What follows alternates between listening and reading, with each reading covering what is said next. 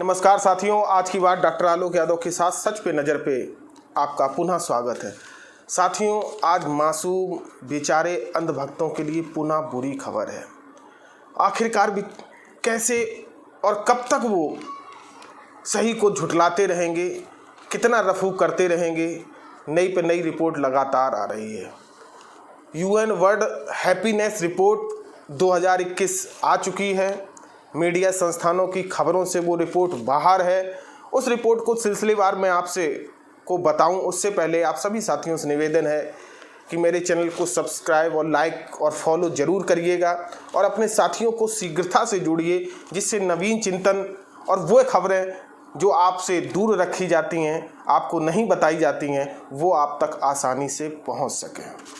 साथियों, आप अभी तक देखते रहे मेरे मासूम जो अंधभक्त हैं। किसानों ने आंदोलन किया, उन्हें खालिस्तानी साबित करने का प्रयास करते रहे। सीएए प्रोटेस्ट को पाकिस्तानी साबित करते रहे। विद्यार्थियों के प्रोटेस्ट को वो अर्बन नक्सलाइट साबित करते रहे। और अब 18 लाख बैंक कर्मी, बीमा कर्मी हड़ताल पर हैं, तो उनके सामने एक मासूम दुविधा उत्पन्न हो गई है कि आखिरकार अब वो उन्हें क्या साबित करें। खैर, इन खबरों के बीच में जो एक नई खबर उभर कर आई है कि यूएन की वर्ल्ड हैप्पीनेस रिपोर्ट 2021 आ गई है और उसमें दुख की बात यह है कि भारत का स्थान 139वां है। अब हम इसकी सिलसिलेवार पड़ताल करते हैं।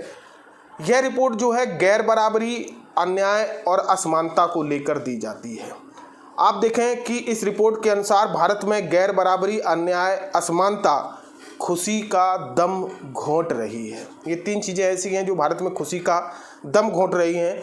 हम जानते हैं कि सुख रहना, प्रसन्न रहना मानव जीवन का एक प्रथम लक्ष्य होता है, लेकिन हम इस लक्ष्य तक कहाँ तक पहुँचे हैं, ये यूएन की रिपोर्ट आपके सामने आपको बताएगी।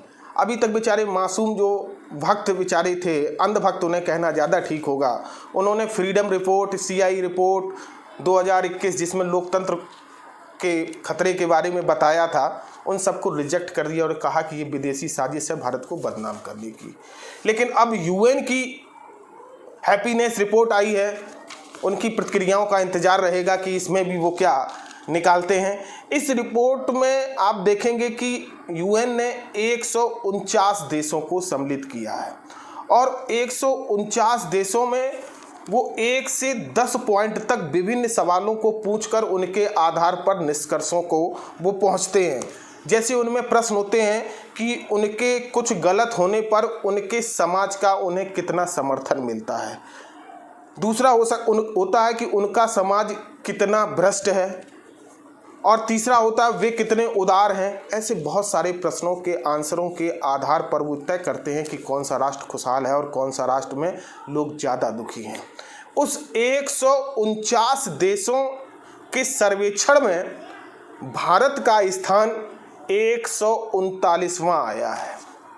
हम समझ सकते हैं कि हमसे पीछे मात्र 10 देश हैं। आगे तो आप सैकड़ों के आधार पर लोग आएंगे, लेकिन पीछे हमसे 10 लोग हैं। लेकिन इन सब में दुखी खबर ये है कि हमसे आगे चीन भी है, हमसे आगे पाकिस्तान भी है, हमसे आगे बांग्लादेश भी है। चीन 84वें स्थान पर है 84, पाकिस्तान 105वें स्थान पर है और बांग्लादेश 101 स्थान पर है। भारत वहीं 139वें स्थान पर अपने आप को स्थापित किए हुए है, जहां के लोग प्रसन्न नहीं। यह रिपोर्ट कह रही है, मेरे आधार पर यह कोई निष्कर्ष नहीं है।